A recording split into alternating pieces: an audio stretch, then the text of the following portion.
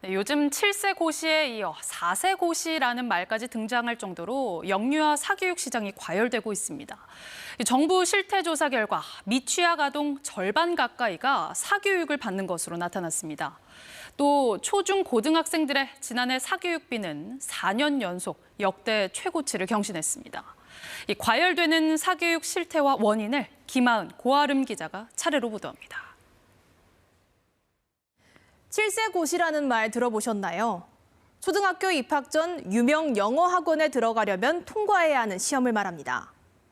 최근엔 4세 고시라는 말도 등장했습니다. 이른바 명문 영어 유치원에 들어가기 위한 시험입니다.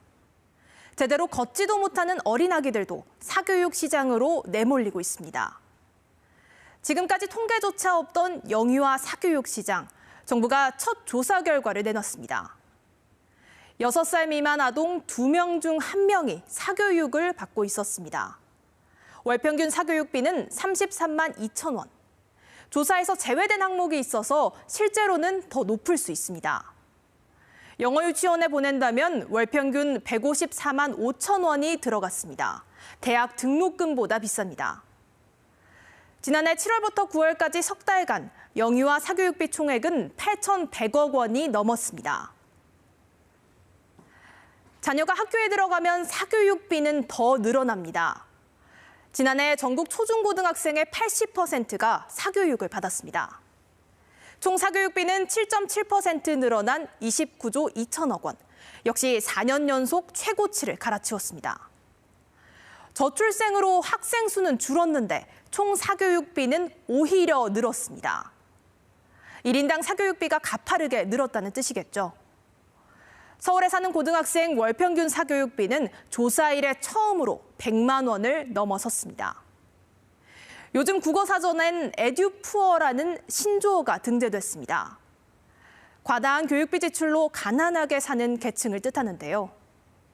사교육을 잡겠다는 정부 의지에도 현실에선 왜 사교육이 과열되고 있는 건지 계속해서 고아름 기자가 보도합니다. 초등학교 6학년부터 시작하는 의대 준비반. 최소 3년치 선행학습을 해야 들어갈 수 있는데도 자리가 없어서 못 들어갑니다.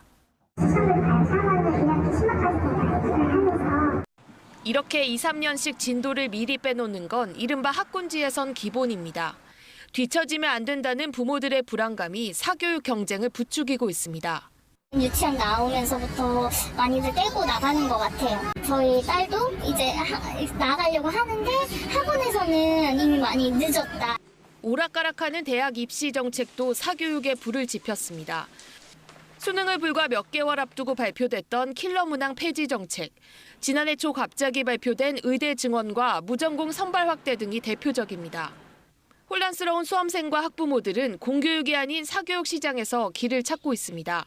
실제 지난해 사교육비 지출도 의대 증원 정책에 영향을 많이 받는 상위 10% 이내 수험생들이 가장 컸습니다.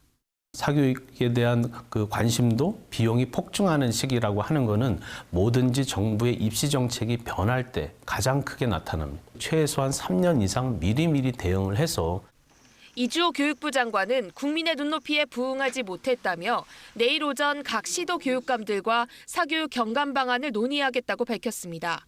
KBS 뉴스 고아름입니다.